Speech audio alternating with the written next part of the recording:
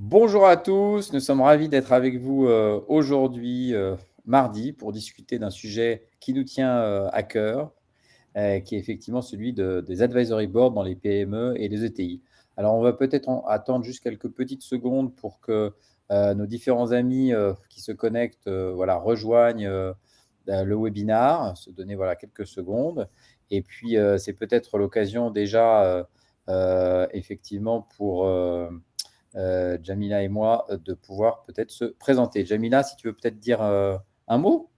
Merci Jérôme, bonjour à toutes, bonjour à tous. Merci d'être présent avec nous aujourd'hui. Je suis Jamila Yaya, je suis en charge du développement au sein du collège du dirigeant.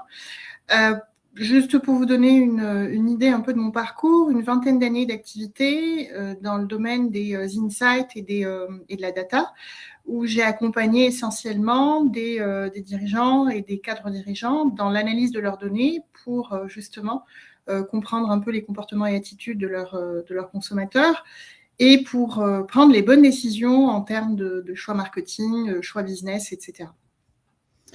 Eh bien, merci Jamila. Pour ma part, donc Jérôme Chasquès. Alors vous voyez qu'on est tous les deux, on fait tous les deux très jeunes et pour autant on a quand même plus de 20 ou 25 ans d'expérience chacun. Donc c'est ça qui est fabuleux. On vous dira peut-être à la fin notre petit secret. Exactement. Ou C'est d'être pas. tout entouré. Voilà. Et donc pour ma part, moi j'ai été longtemps entrepreneur et dirigeant de société, beaucoup dans le digital, mais dans d'autres sujets aussi. Et j'ai travaillé également dans des fonds d'investissement pendant 7 ans. Et j'ai donc toujours été au plus près, soit de la direction d'entreprise, soit des dirigeants, quand j'étais de l'autre côté de la barre, si je puis dire. Voilà, donc écoutez, on va démarrer notre présentation. On a un certain nombre de slides à vous partager. N'hésitez pas, bien sûr, vous avez normalement sur votre droite si vous avez des questions et on y répondra bien volontiers en fin de discussion. Alors, en quelques mots, qui sommes-nous? Un collectif voilà, de haut niveau qui navigue donc au cœur des enjeux complexes, effectivement, des PME, donc des entreprises PME ETI, et aux côtés du dirigeant. C'est très important ce côté aux côtés du dirigeant, puisque l'idée, c'est vraiment d'être en relation de confiance, très transparente avec le dirigeant, et de comprendre naturellement ces enjeux et de pouvoir y répondre au mieux. Alors peut-être, on a à peu près, je crois, 4 parties dans cette présentation. Le premier, c'est de rappeler quel est le contexte des entreprises et des dirigeants aujourd'hui. En fait, l'accompagnement des dirigeants, on peut dire que le dirigeant est finalement très entouré. En moyenne, il a autour de lui sûrement une dizaine de personnes. Il a, je dirais, un expert comptable, il a un ou plusieurs consultants, il a une équipe autour de lui, bien sûr. Il a parfois, il est membre d'un certain nombre d'associations, de fédérations. Donc, il est assez entouré. Et pour autant, on considère, et pas nous, mais il y a un certain nombre d'études qui le démontrent, que les dirigeants restent finalement assez seuls, et notamment dans leur prise de décision. Donc ça, si je puis dire, c'est le cadre. Et donc sur cette courbe qu'on vous présente ici, on voit bien voilà, tous ces différents schémas d'entraide, d'appui, d'accompagnement autour de dirigeants, mais avec des niveaux différents. On a des coachs, on a des consultants, on a des experts. Voilà. Et puis nous-mêmes, nous plaçons plutôt effectivement à droite, en haut de cette courbe, c'est effectivement, on en discutera un peu plus tard dans la présentation, l'advisory board, qui est plutôt équilibré, structuré, en toute transparence. C'est un modèle différent de celui de la gouvernance classique, d'un conseil d'administration ou d'un copil. Alors, quel est le constat? Le constat, eh bien, on a un patron de PME sur 4 qui, en fait, aujourd'hui, s'estime entouré. Je ne sais pas si tu veux ajouter quelques éléments là-dessus. Alors effectivement, Jérôme, tu le disais, même si dans l'absolu, les dirigeants sont pas mal entourés, finalement, la solitude, la solitude du dirigeant n'est vraiment pas un mythe, puisqu'on a un patron sur 4 qui s'estime entouré. Donc, ça veut dire qu'il y en a 3 sur 4, les 3/4 qui ne considèrent pas être entourés, notamment quand il s'agit de mener une réflexion pour ses prises de décision et ses prises de décision stratégiques. Alors, ce n'est pas un chiffre qu'on sort de notre chapeau, c'est un chiffre qui est basé sur une étude qui a été réalisée par la BPI, où on constate vraiment qu'il y a un besoin, en tout cas aujourd'hui, d'accompagnement, et on verra plus tard pourquoi aujourd'hui ce besoin est particulièrement accentué. Il y a un besoin d'accompagnement des dirigeants pour justement les aiguiller, pour les accompagner dans leurs choix stratégiques, surtout à des moments on va dire, assez structurant de la vie de leurs entreprises. Et puis de façon continue sur des choix, sur des décisions qui peuvent avoir un impact sur leur business. Au-delà de ce premier chiffre, on a 9 leaders sur 10, pas loin de 9 leaders sur 10, qui sont en recherche aujourd'hui et qui se disent en recherche de conseils provenant plutôt de l'extérieur. Alors pourquoi forcément de l'extérieur ? Parce que justement ce conseil extérieur apporte une vision nouvelle, apporte on va dire une opinion un petit peu différente qui est vierge, on va dire, de toute influence interne et qui permet justement, avec des regards croisés, d'avoir une appréhension, d'appréhender au mieux et d'appréhender avec des éléments qui sont complètement nouveaux la problématique à laquelle peut être confronté le dirigeant. Oups, je suis allé un peu trop vite, pardon. Voilà. Et c'est ce qui nous amène aujourd'hui à notre vision, la vision que nous avons au sein du collège du dirigeant. Il y a vraiment 2 éléments qui sont très structurants aujourd'hui. Un premier élément qui est lié aux enjeux, on va dire, traditionnels. En tant que dirigeant d'entreprise, au quotidien, nous allons avoir des besoins de challenge, de compréhension, de gestion de toute notre activité, de suivi de nos objectifs, etc. Et puis, à ces enjeux, on va dire, traditionnels et plutôt continus tout au long de l'année, on va avoir des enjeux contemporains dont on entend parler beaucoup aujourd'hui. Ces enjeux contemporains, on peut identifier déjà la crise énergétique, on peut identifier la crise environnementale également. Différents aspects aujourd'hui auxquels sont confrontés les dirigeants d'entreprise et notamment les dirigeants de PME, de TI, que ce soit au niveau des recrutements, des personnels, etc. Tous ces éléments font que les dirigeants se retrouvent aujourd'hui confrontés à un certain nombre de problématiques qui nécessitent à un moment donné une prise de recul et de réflexion et d'échange justement pour arriver à trouver les bons leviers pour avancer, on va dire, sur ces différents questionnements.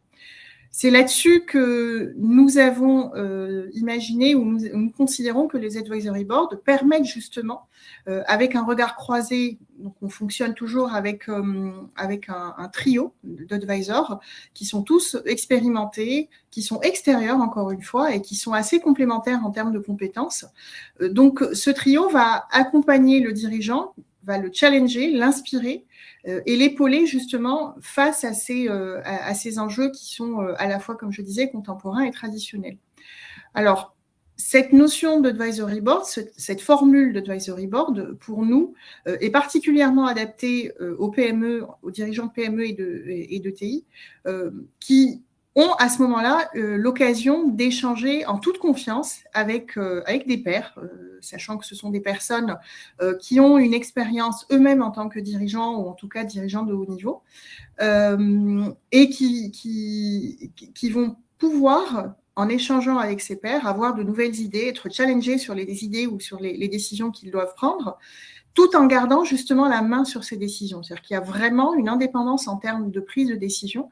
L'idée est d'avoir un miroir avec lequel échanger et discuter sur ces problématiques qui sont structurantes pour l'entreprise. Alors effectivement, ce miroir, alors on ne le voit pas forcément énormément en fait en France pour l'instant. On le voit un peu, ça commence à faire un véritable essor.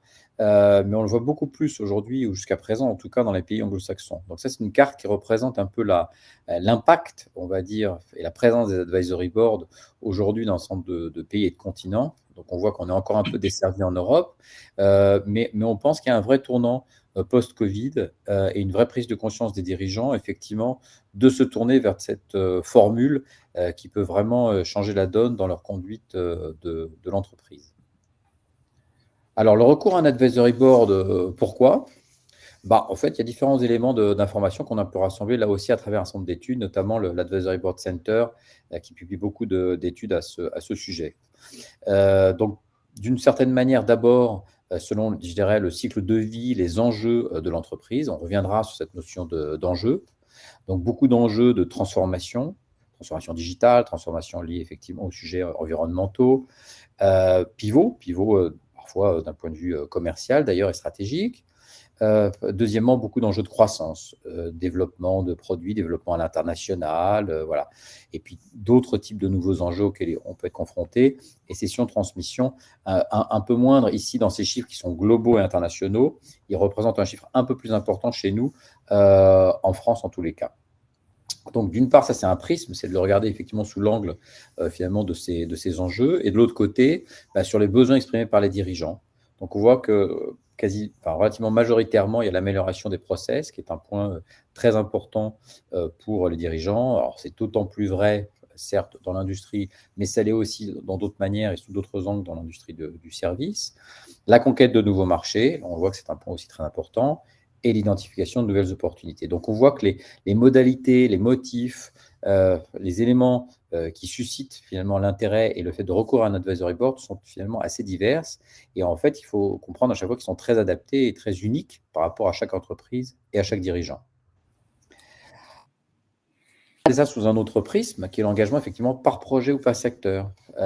Donc, par projet, c'est effectivement le fait de travailler sur des lancements de nouveaux produits, sur de nouveaux business models, sur le développement, on l'avait évoqué tout à l'heure, à l'international.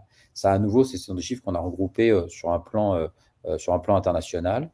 Et puis l'engagement par secteur, qu'on voit à droite sur cette slide, entre notamment la partie industrie et la partie service.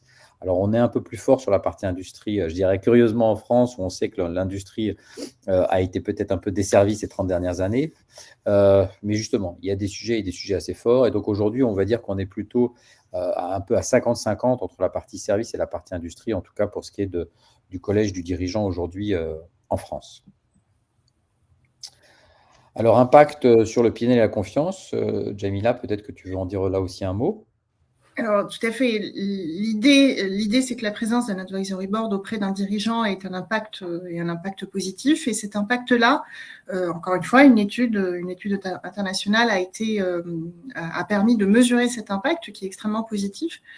D'abord, en premier lieu, 90% des advisory boards sont reconnus aujourd'hui efficaces par les dirigeants. Efficaces parce qu'ils leur apportent une vision nouvelle, une vision extérieure qui leur permet de challenger les décisions ou les choix qu'ils ont pu faire. Efficaces aussi parce que ça leur permet aussi d'identifier ou d'imaginer de nouvelles façons de faire, de valider peut-être des choix qu'ils ont pu faire ou qu'ils ont pu imaginer. Donc, ce niveau d'efficacité, on le voit aujourd'hui, est très, très fort. Et puis, il y a une efficacité, on va dire, beaucoup plus, beaucoup plus palpable, beaucoup plus concrète, qui est une efficacité directe avec une augmentation des résultats financiers, 15% d'augmentation, ce qui n'est absolument pas négligeable. Donc, c'est une moyenne, et comme on le sait, une moyenne cache toujours des disparités assez fortes. Donc, on peut imaginer, pour certains cas, des améliorations de résultats financiers qui seraient encore plus importantes. Et il y a un point qui est assez structurant et même crucial pour les dirigeants d'entreprise, c'est d'augmenter leur confiance dans leur business. Et là, on est sur une proportion à 30%, ce qui est vraiment très, très important. Donc, la présence de ces advisory boards apporte aussi aux dirigeants un gain de confiance dans leur business et un gain de confiance aussi peut-être dans leur vision et dans leur façon d'avancer avec leur entreprise. Voilà, donc j'espère qu'on a déjà un petit peu suscité un éveil ou un intérêt de votre part en nous écoutant. Et on va passer donc à une autre partie qui sont donc les enjeux couverts. Plus précisément, on évoquait cette question des enjeux par le collège du dirigeant et des advisory boards plus généralement. Alors, Jamila le mentionnait un peu plus tôt dans la présentation, c'est vrai qu'aujourd'hui, les enjeux contemporains s'ajoutent aux enjeux traditionnels de gestion. Il y a 30, 40, 50 ans, un dirigeant d'entreprise se devait d'être bon dans son secteur, dans ses gammes de produits, dans sa chaîne de fabrication, on va dire dans son cœur de métier. Aujourd'hui, le dirigeant d'entreprise est confronté à une tonne d'événements exogènes qui s'ajoutent à ces problématiques. Des questions sociales, des questions sanitaires, des questions environnementales, des questions géopolitiques. Donc, voilà. Et donc, beaucoup de choses qui font interférence sur le business au quotidien de son entreprise. On le voit avec la crise énergétique, on voit avec l'inflation, avec beaucoup d'autres sujets comme ça. Et c'est ce qu'on appelle le VUCA, donc ce monde volatile, incertain, complexe, ambigu. Et donc, c'est ça qui est important aussi et qui est un facteur vraiment de déclenchement et d'accélération aujourd'hui chez les dirigeants de PME-ETI en France, de cette volonté d'être accompagnés.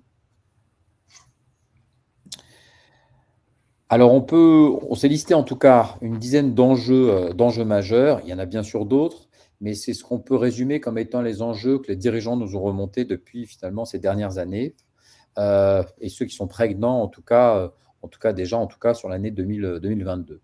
Alors, sans forcément qu'il y ait un ordre prédestiné, mais il me semble important, évidemment la crise et son impact, la crise énergétique et son impact, et notamment sur le PNL.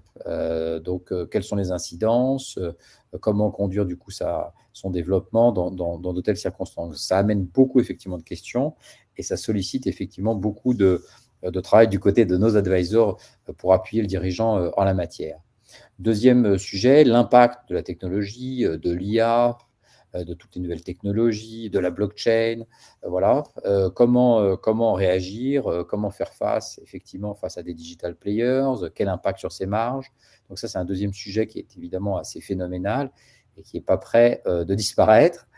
Le troisième, voilà, comment retrouver un niveau post-Covid d'activité, je dirais, qui soit à la mesure de l'ambition de l'entreprise. Et faut-il se tourner vers un nouveau business model? Faut-il pivoter? Faut-il réfléchir à de nouveaux modes de contact avec les consommateurs? On sait que les modes de consommation ont beaucoup évolué, et notamment depuis le Covid. Donc, comment l'entreprise, le dirigeant aujourd'hui, s'adapte?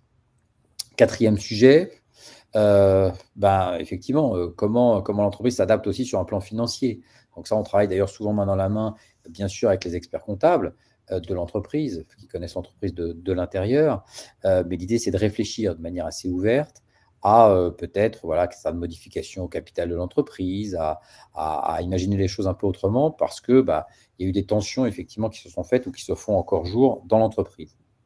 Cinquième sujet, on en entend beaucoup parler, d'ailleurs aussi beaucoup dans les médias, c'est une forme de difficulté de recrutement, de tension de recrutement, parfois de fuite de talents, de captation de certains talents, on le voit dans la technologie notamment, mais pas uniquement. Et donc, comment développer la marque employeur de l'entreprise, comment travailler sur tous ces sujets-là, assez évidemment majeurs, fidélisation, rétention aussi des équipes. Sixième sujet, l'international. Comment en faire un vrai levier de croissance? Comment là aussi s'adapter? On voit que le marché chinois, qui était peut-être la poule aux œufs d'or pour certains, s'est beaucoup refermé. On voit qu'il y a voilà, une certaine instabilité dans beaucoup de marchés. Il est difficile d'en pénétrer certains autres. Donc, comment s'adapter? Comment prendre pied et comment modifier peut-être effectivement les choses en fonction de certains pays ou certains continents. Septième sujet, comment être confronté et comment réagir effectivement quand son propre écosystème, quand ses concurrents rachètent éventuellement d'autres activités, quand soi-même on se dit voilà, on a passé 30 ans à mener la barque de son entreprise et qu'il faut peut-être imaginer la suite autrement. Donc toutes ces questions autour de ce qu'on peut appeler des build-up, comment passer d'une entreprise de taille régionale à une entreprise de taille nationale ou européenne, des sujets de transmission. Donc voilà, beaucoup de sujets très riches et qui nourrissent évidemment beaucoup d'échanges. Huitième sujet, l'innovation. Alors, ils sont peut-être un peu en lien avec certains des sujets qu'on a déjà évoqués, mais peuvent être pris sous d'autres prismes. Comment créer et développer la culture d'innovation? Comment s'assurer que ces équipes soient toujours tournées vers l'innovation? Et de quelle innovation parle-t-on? Neuvième sujet, comment adapter son management, ses prises de décision justement et sa gouvernance. Alors là, on est au cœur évidemment aussi de notre sujet, voilà, pour être plus prêt pour le futur, pour avoir un mode de management peut-être plus adapté, et notamment dans un contexte où une partie des salariés sont en télétravail aussi. Et puis, dixième sujet, qui évidemment n'est pas à oublier, qui peut être tout à fait majeur et parfois transformationnel aussi, c'est celui d'évaluer les risques. Alors, les risques peuvent être de toute nature, en particulier cyber. Comment s'y protéger, comment les prévenir, comment les anticiper. Donc ça, c'est des vrais sujets assez fondamentaux qui, on va se le dire très franchement en France, sont parfois un peu sous-évalués ou un peu mis sous le tapis. Et donc, il vaut mieux les anticiper qu'être confronté une fois qu'on est déjà atteint, si je puis dire. Alors, le collège dirigeant, pourquoi faire? Alors, je vous propose qu'à cette étape, ça soit vous qui puissiez un petit peu agir. Donc, on va vous proposer un sondage. Et donc, sur la droite, vous allez avoir normalement, effectivement, quelque chose qui va s'ouvrir. Alors, je ne vois pas le sondage, en revanche, s'afficher. Je ne sais pas si toi, Jamila, tu le vois. Alors, il y a la question qui est affichée et ça mouline pour proposer les différentes options de réponse. D'accord, voilà. Donc, le sondage, pour l'instant, ne s'affiche pas. Bon, s'il n'y a pas de sondage, il n'y aura pas de sondage aujourd'hui. Voilà. On peut faire aussi un sondage improvisé où chaque personne présente pourrait peut-être dans les commentaires. C'est vrai, mais sans le formulaire de réponse, ça va être un peu Oui. dur si vous n'avez pas l'audio. Bon, passons effectivement, on fera cette partie une autre fois. Oui. Donc, allons effectivement dans ces éléments. Donc, et finalement, pourquoi faire? Alors là, on est sur ce début, si je puis dire, d'histoire, de vous raconter effectivement à quoi sert effectivement vraiment un advisory board. Donc, c'est la deuxième partie de cette discussion.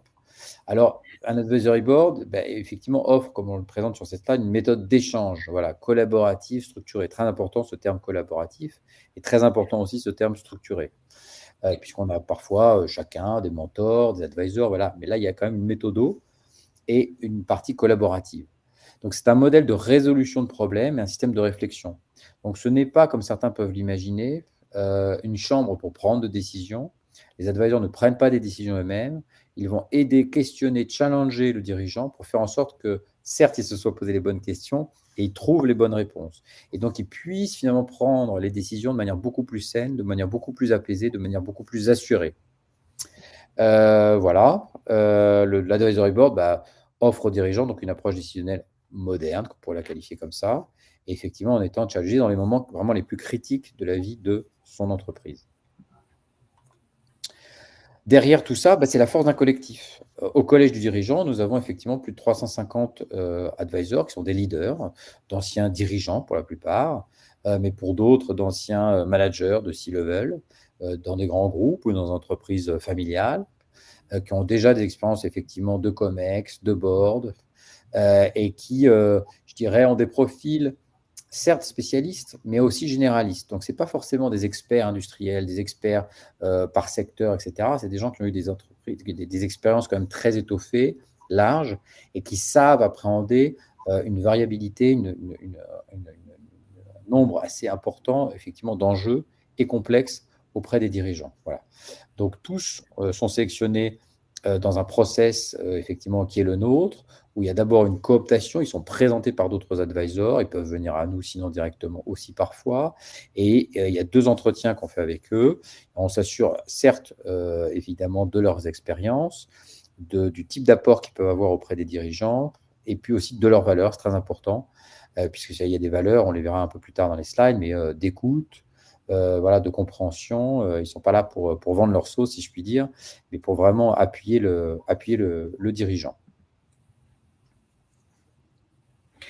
Alors, juste pour revenir un petit peu en arrière, pour vous montrer un peu le parcours que nous avons eu au sein du collège du dirigeant, depuis 2017, donc depuis 5 ans maintenant, un petit peu plus de 5 ans, nous avons pu mener 30 advisory boards qui ont été mis en place auprès de différents dirigeants. Aujourd'hui, 17 sont encore actifs et qui sont présents sur une période annuelle. Nous avons aujourd'hui dans l'organisation 8 membres board qui sont associés et qui sont à la tête du collège. Bien sûr, une équipe dédiée pour justement travailler avec l'ensemble de ce vivier d'advisors, les animer, créer une émulation, etc. Un point qui est très important, c'est un ancrage territorial, donc des relais dans l'ensemble des territoires en France. Ça, c'est un point qui est extrêmement important parce qu'on parle justement de PME, de TPE. De PME et de TI. Et on le sait très bien, le réseau de PME est extrêmement, on va dire, je perds mes mots, extrêmement diffusé et présent sur l'ensemble du territoire national.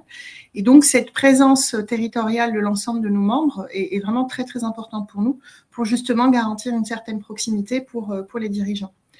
Un espace communautaire entre les collégiens. Ce qui est important pour nous, c'est non seulement d'avoir une équipe et d'avoir des advisors qui soient à la fois expérimentés et qui soient capables d'apporter leur expérience, leur expertise et leur connaissance, mais c'est aussi de les inciter et de les amener à échanger entre eux, parce que c'est ce qui fait justement la richesse de notre vivier et c'est ce qui fait la richesse de nos collégiens, c'est de les amener à pouvoir échanger sur des thématiques qu'ils vont partager et avec des expertises, comme je le disais, qui vont être différentes en fonction des membres.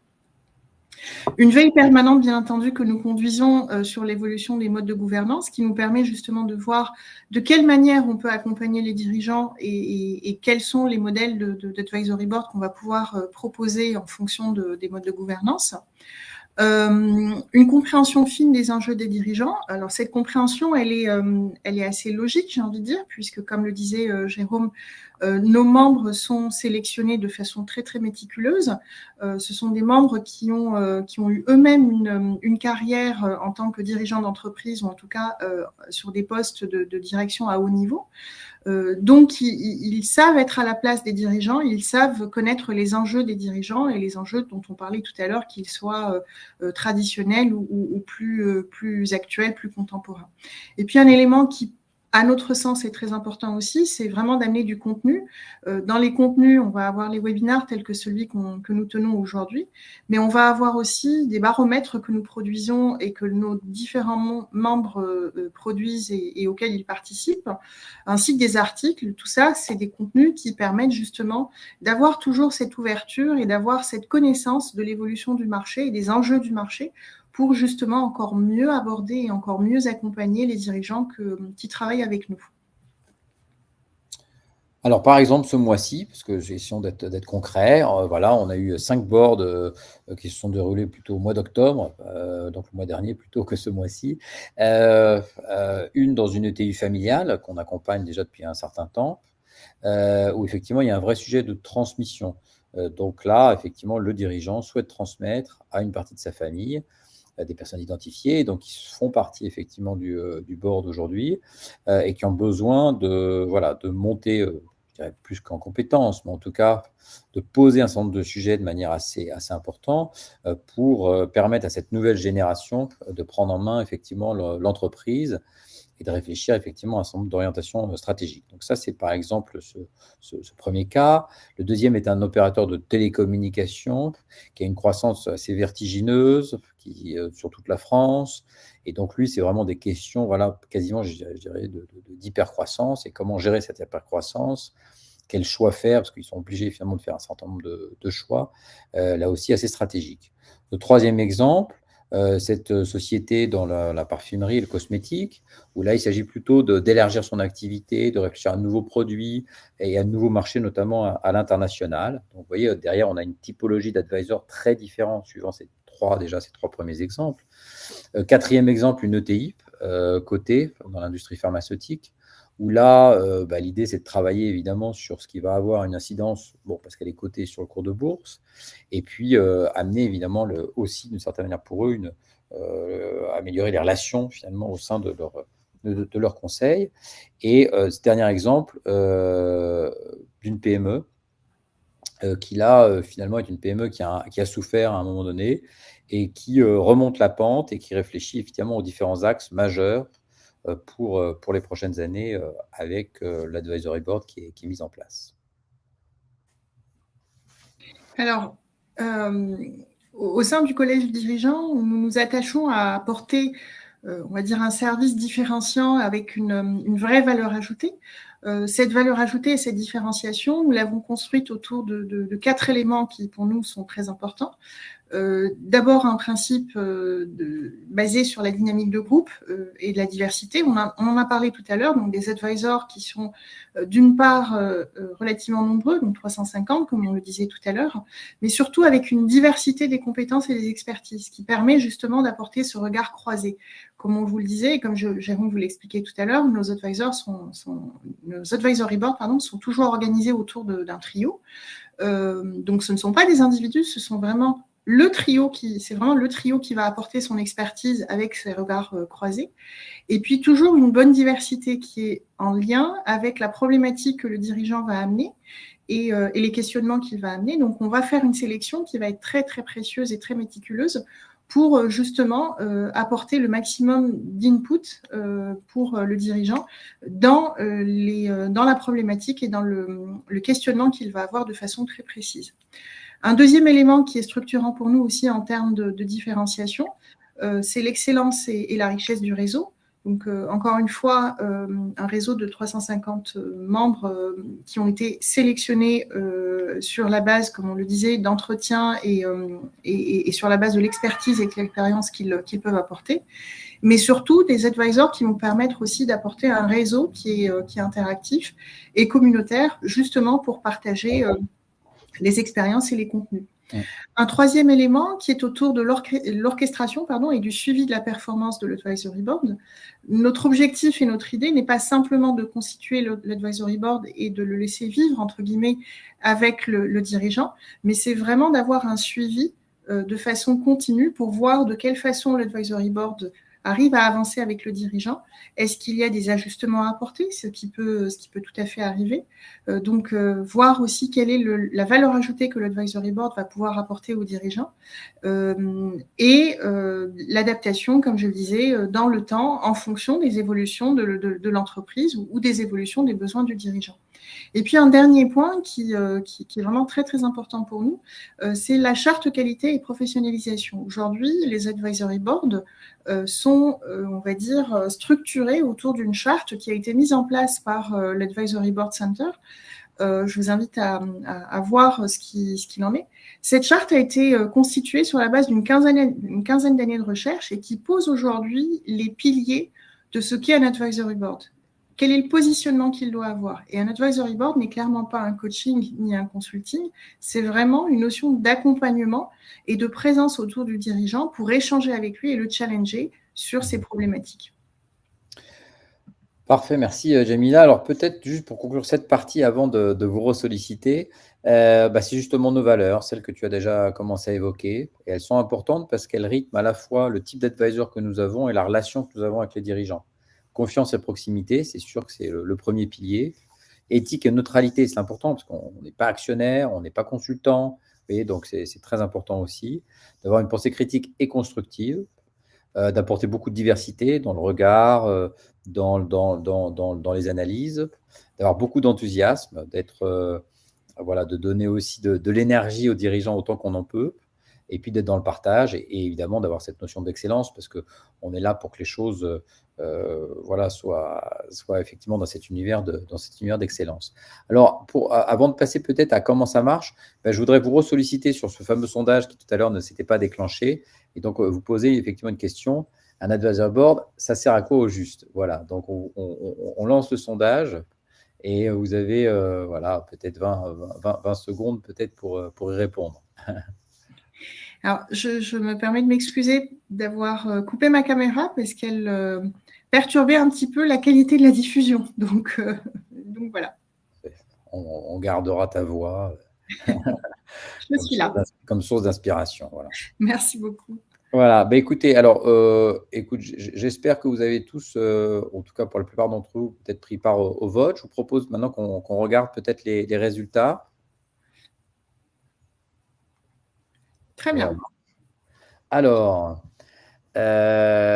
écoutez, vraiment, on avait mis des questions pièges et personne n'est tombé dans le piège. Donc, je suis vraiment épaté. Ça veut dire vraiment tout le monde a écouté délicieusement, surtout Jamila et peut-être un peu moi. Et ça, c'est formidable puisqu'effectivement, on le voit bien, l'Advisory Board n'est pas là pour jouer un rôle de gouvernance. La gouvernance, elle peut exister d'ailleurs aux côtés ou à côté de l'Advisory Board. Donc, vous pouvez très bien avoir un conseil d'administration, vous pouvez très bien avoir déjà un copil en place.